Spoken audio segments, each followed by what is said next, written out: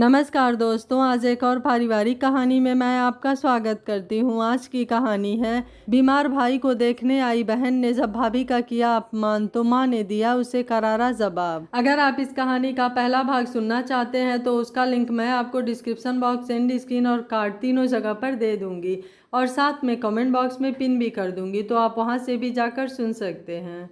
इधर रीमा की बात सुनकर सुनंदा जी चिढ़ जाती हैं और गुस्से से कहती हैं, तुम अपने घर में देखो क्या हो रहा है, यहाँ वहाँ की बातें करने की जरूरत नहीं है। और अनिकेत पहले से बेहतर है और घर में छोटा बच्चा है तो घर गंदा तो होगा ही।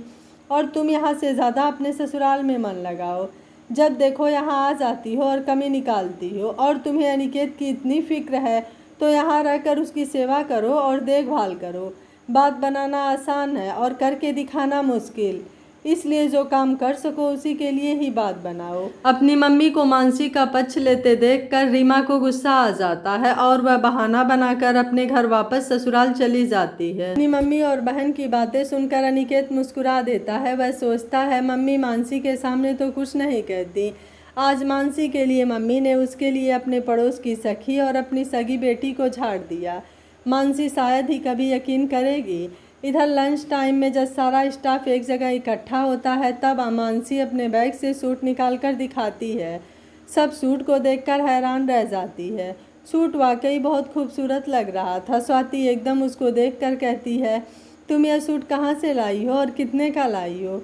तब मानसी उसकी बात सुनकर कहती है कि वह यह सूट अनिकेत के चोट लगने से पहले लाई थी, लेकिन अनिकेत को इसका कलर अच्छा नहीं लगा, इसलिए वह इसे वापस करना चाहती है। लेकिन तभी अनिकेत के साथ यह हादसा हो गया और वह यह सूट वापस नहीं कर पाई। मानसी की बात सुनकर स्वाति एकदम से सूट को उठा लेती है और कहती है, अच्छा यह बताओ तुम यह सूट कितने का लाई हो? मैं पैसे दे देती हूँ और यह सूट मैं रख लेती हूँ। स्वाति की बात सुनकर मानसी कहती है, इस सूट को लाए हुए काफ़ी दिन हो गया, इसलिए मेरे पैसे तो याद नहीं कि मैं कितने का लेकर आई थी, लेकिन तुम जो भी समझो वह दे दो। तभी वहाँ बैठी दूसरी टीचर कहती है, यह सूट कम से कम 5,000 का तो होगा ही। एक दो टीचर्स भी उसकी हाँ में हाँ मिला देती हैं। तो स्वाति कहती है कि ठीक है मानसी, तुम 5,000 ले लो और यह सूट मेरा हुआ। लेकिन मानसी थोड़ी देर बाद ही झिझकते हुए स्वाति और टीचर्स से कहती है कि यह सूट मैंने ही डिज़ाइन किया है। उसकी बात सुनकर सब हैरान रह जाती हैं। स्वाति को तो खैर यह बात पता ही थी कि मानसी ने फैशन डिज़ाइनिंग का कोर्स किया हुआ है, उसके लिए यह कोई बड़ी बात नहीं थी, लेकिन वाकई सूट बहुत ज़्यादा प्यारा था। उसकी बात सुनकर वहाँ बैठी सभी टीचर्स उसे अपने लिए सूट डिज़ाइन करवाना चाहती हैं। तब मानसी हाँ कह देती है। अब वह उनसे कहती है कि उन्हें कुछ पैसे एडवांस देने पड़ेंगे। वह सभी आधे आधे पैसे एडवांस दे देती हैं और मानसी उनसे वह पैसे लेकर बाजार से सब सामान लेकर घर पहुँचती है। उसे इस तरह सामान के साथ देखकर अनिकेत उससे पूछता है, तुम यह सब कहाँ से उठा लाई? तब मानसी उसे सारी बात बता देती है। उसकी बात सुनकर अनिकेत कहता है, तुम स्कूल में तो जॉब कर ही रही हो, अब यह सब करके तुम अपने ऊपर जाती कर रही हो। अनिकेत की बात सुनकर मानसी ने कहा, अनिकेत यह टाइम ऐसा होता है कि हमें इसमें जितना ज़्यादा हो पैसे चाहिए, और मेरा तो वैसे भी सपना रहा है कि मैं अपना बुटीक खोलूं। अब यह इस तरह से ही पूरा हो रहा है तो ऐसे ही सही, लेकिन मानसी तुम यह सब अकेली करोगी? वंश को भी देखना होता है और तुम्हें स्कूल में भी टाइम देना होता है, घर के काम भी करने होते हैं, तुम अकेले कैसे करोगी? अनिकेत मैं सिर्फ इन सूटों को डिज़ाइन करूंगी और बाकी करुणा ताई की बेटी मंदिरा को अपने साथ लगा लूँगी, वह सिलाई अच्छी करती है, इस तरह से मेरा काम हो जाएगा। लेकिन यार तुम अपने ऊपर ज़्यादा बोझ मत डालो, अनिकेत बोला। अनिकेत आप कैसी बात कर रहे हैं? जब आप ठीक हो जाएंगे तब मैं टीचर वाली जॉब छोड़ दूंगी, तब बस मैं अपना बुटीक का काम संभालूंगी। अनिकेत ने उसे उसके हाल पर छोड़ दिया। वह भी जानता था कि इस टाइम पैसों की बहुत ज़्यादा ज़रूरत है, इसलिए उसने भी कुछ ज़्यादा नहीं बोला। मानसी ने करुणा ताई की बेटी को बुलाकर उससे बात तय कर ली कि वह सूट डिज़ाइन करेगी और सिलने के लिए मुझे तुम्हारे साथ की ज़रूरत है, क्या तुम मेरा साथ दोगी? मंदिरा भी खाली ही बैठी थी तो उसने सिलाई करने के लिए हाँ कर दिया। ऐसे ही 2-4 दिन बाद जब मानसी को स्कूल की तरफ से उसकी सैलरी मिली तो वह खुशी खुशी कुछ सामान लेकर और बाकी बचे पैसे ले जाकर उसने सुनंदा जी को दे दिए। तब सुनंदा जी ने कहा, मैं क्या करूं इन पैसों का बहू? मम्मी जी, शादी से पहले भी मैंने अपनी पहली सैलरी अपनी मम्मी को दी थी और शादी के बाद यहाँ यह मेरी पहली सैलरी है, इसलिए मैं आपको दे रही हूँ। उसकी बात सुनकर सुनंदा जी कुछ नहीं कहती, बस चुप होकर बैठ जाती हैं। तब मानसी वहीं उनके पास पैसे रखकर उठकर चली जाती है, लेकिन आज उसे बहुत दुख होता है। वह सोचती है कि जब उसने अपनी पहली सैलरी अपनी मम्मी को दी थी तब मम्मी कितनी खुश हुई थी और उन्होंने उन पैसों से उसके लिए सोने की बालियां बनवाई थी और ढेर सारा आशीर्वाद दिया था। माना कि सासू माँ को उसकी बालियां तो नहीं बनानी थी, लेकिन वह उसे आशीर्वाद तो दे ही सकती थी। और यही बात उसने अनिकेत से कही। तब अनिकेत ने उसे 2-4 दिन पहले हुआ सारा किस्सा कह सुनाया, जब सुनंदा जी ने अपनी पड़ोसन और अपनी बेटी को उसकी वजह से बहुत कुछ सुनाया था। मानसी को यह सुनकर यकीन तो नहीं हुआ, लेकिन उसने सोचा कि जब अनिकेत कह रहा है तो सच ही होगा। इधर सुनंदा जी पैसे हाथ में उठाती हैं तो उनकी आंखें भीग जाती हैं। वह सोचती हैं कि वह मानसी को कितना कुछ सुनाती हैं, लेकिन मानसी ने कभी उन्हें पलटकर जवाब नहीं दिया। और अब इस मुश्किल वक्त में वह कैसे डट कर खड़ी हुई है, ना दिन देखती है ना रात देखती है, बस मेहनत करती रहती है, अपने ऊपर भी ध्यान नहीं देती। ज़रूर उन्होंने कोई अच्छे कर्म किए होंगे जो उन्हें ऐसी बहू मिली है। 10-15 दिन बाद मानसी सारे सूट डिज़ाइन करके दे देती है और जब वह सब पेमेंट करती है तो उसे यकीन नहीं होता कि उसने इतनी जल्दी यह पैसे कमाए हैं। तभी स्वाति उससे कहती है, तेरे लिए एक गुड न्यूज़ है। मानसी पूछती है, वह क्या है? तब स्वाति बताती है कि यह सूट जो तुमने डिज़ाइन किया था वह मैंने अपने कज़िन की बर्थडे पार्टी पर पहना था। उसने देखा तो उसे भी बहुत पसंद आया और वहाँ पर जो लोग थे सभी लोगों को ये सूट बहुत पसंद आया। तब मैंने उन्हें बताया कि ये मेरी दोस्त ने डिज़ाइन किया है और उन सब ने भी तुमसे कपड़े डिज़ाइन करवाने का ऑर्डर दिया है। उसकी बात सुनकर मानसी बहुत खुश हो जाती है और जब वह घर जाती है तब सबसे पहले सुनंदा जी को देखते ही उनके गले लग जाती है और मुट्ठी में लिए हुए सारे पैसे उनके आगे करते हुए कहती है, मम्मी जी देखिए मुझे कितने पैसे मिले हैं। मैंने जो सूट डिज़ाइन किए थे वह सभी उन लोगों को पसंद आ गए और मुझे नए ऑर्डर मिल गए हैं। सुनंदा जी उसको अपने से अलग करते कहती हैं, तू किस मिट्टी की बनी हुई है? मैंने तुझे कितना कुछ सुनाया, कितनी जली कटी बातें सुनाई, लेकिन तूने अपने आप को इस घर को संभालने के लिए पूरी तरह से झोंक दिया है।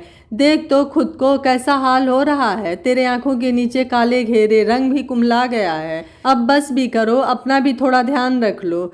सुनंदा जी की बात सुनकर एक पल को तो मानसी को यकीन ही नहीं हुआ कि कहीं वह सपना तो नहीं देख रही।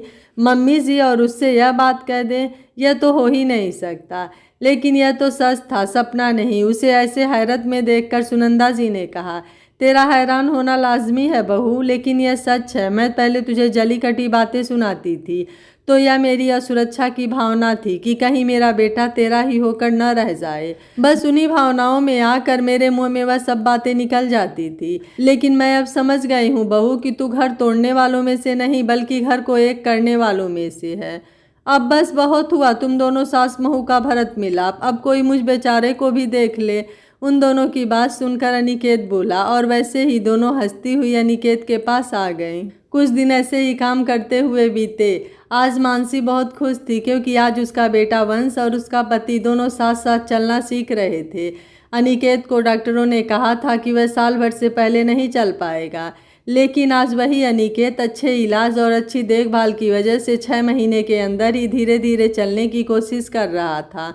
और मानसी का बेटा वंश भी 1 साल का हो गया था, वह भी चलने लगा था। डॉक्टर ने कहा था कि अनिकेत को सुबह शाम धीरे धीरे वॉक करानी पड़ेगी, इसलिए मानसी ने एक हाथ में अनिकेत का हाथ थामा हुआ था और दूसरे में वंश का, और वह यही सब सोचते हुए मुस्कुरा रही थी। क्या सोचकर मुस्कुरा रही हो? क्या कल की बात पर मुस्कुरा रही हो? अनिकेत ने पूछा। कल की बात? मानसी ने उसकी तरफ देखा और उसे याद आया कल वंश का बर्थडे था और अनिकेत भी लगभग ठीक हो गया था। इधर मानसी का बुटीक भी अच्छा चल निकला था, इसलिए उन्होंने एक पार्टी रखी थी जिसमें लगभग सभी रिश्तेदारों को और पड़ोसियों को बुलाया था। वहीं कुछ रिश्तेदार औरतें एक जगह बैठकर बातें कर रही थी। मानसी ने तो बीमार पति को घर छोड़कर नौकरी के बहाने आज़ादी पा ली थी, लेकिन यह तो बेचारी सुनंदा जी ही थीं जिन्होंने दिन रात मेहनत करके अपने बच्चे की देखभाल करके उसे ठीक कर दिया। तभी रीमा वहाँ आई और उनसे बोली, काकी सही कह रही हैं आप, मैं भी तो मम्मी से यही बात कह रही थी, लेकिन मेरी मम्मी को तो भाभी की कोई गलती नज़र ही नहीं आती। जैसे ही यह सब सारी बातें सुनंदा जी के कानों में पड़ी, वह वहाँ आई और मानसी को वहाँ बुलाया और कहा, यह वही है जिसने मुश्किल समय में हमारा साथ दिया, यह वही है जिसने दिन रात एक कर दिया मेहनत करने में, घर का और बाहर का काम करने में। यह मेरी नहीं, इसकी मेहनत का फल है कि आज मेरा बेटा वक्त से पहले अपने पैरों पर चलने लगा है, वरना जैसे हालात हमारे थे ऐसे में तो कोई भी साथ छोड़ देता। लेकिन इसने मेरी अपनी सगी बेटी से भी ज़्यादा मेरे लिए किया है। मैं इसे कितना भी सुना देती थी, लेकिन कभी इसने पलट कर जवाब नहीं दिया। और रीमा, तुम यहाँ लगाई बुझाई कर रही हो, जब तुम्हारे भाई को चोट लगी थी तुमने एक बार भी यह सोचा कि माँ और भाभी दिन रात मेहमानों के साथ बिजी रहती हैं, भाभी की थोड़ी मदद कर दूँ, क्या भैया की थोड़ी सेवा ही कर लूँ, बस तुम्हें तो लगाई बुझाई ही करनी आती है। सुनंदा जी की बातें सुनकर वहाँ बैठी सभी औरतों और रीमा का चेहरा फक पड़ गया। तब मानसी ने कहा, छोड़िए ना मम्मी जी, क्यों टेंशन ले रही है, जहाँ चार औरतें बैठती हैं कोई ना कोई तो बात करती हैं, जो कोई कुछ कह रहा है कहने दीजिए, लोग तो कुछ भी कहते हैं, आप परेशान मत होइए। मैंने क्या किया और क्या नहीं यह आप और हमारा परिवार जानता है, मेरे लिए यही बहुत है। मानसी की बात सुनकर रीमा और शर्मिंदा हो गई और उसने मानसी से माफ़ी मांगी। भाभी मुझे माफ़ कर दीजिए, मेरी ही गलती है जो उस समय मैं आपकी परेशानी को नहीं समझी और अभी भी आपकी बुराइयां कर रही हूँ। मुझे जब मम्मी ने समझाया था मुझे तभी समझ जाना चाहिए था, लेकिन मुझे न जाने किस चीज़ का गुस्सा था, इसलिए मैं समझ नहीं पाई। भाभी मुझे माफ़ कर दीजिए। अरे मैडम जी, आप कहाँ खो गई? अनिकेत की आवाज़ से ख्यालों से चौंकी। तब अनिकेत ने उसके हाथ अपने हाथों में लेकर कहा, मानसी, तुमने यह साबित कर दिया, जहाँ रिश्तों में प्यार और विश्वास हो वहाँ रिश्ते और भी ज़्यादा मजबूत हो जाते हैं। मैं भगवान का बहुत शुक्रगुजार हूँ कि मुझे तुम जैसी पत्नी मिली। यह कहकर दोनों हंसने लगते हैं। यह कहानी आपको कैसी लगी आप मुझे अपनी राय कमेंट बॉक्स में ज़रूर दीजिएगा। वीडियो पसंद आया है तो वीडियो को लाइक शेयर एंड चैनल को सब्सक्राइब कर लीजिएगा। Thank you for watching. मिलते हैं अगली कहानी में।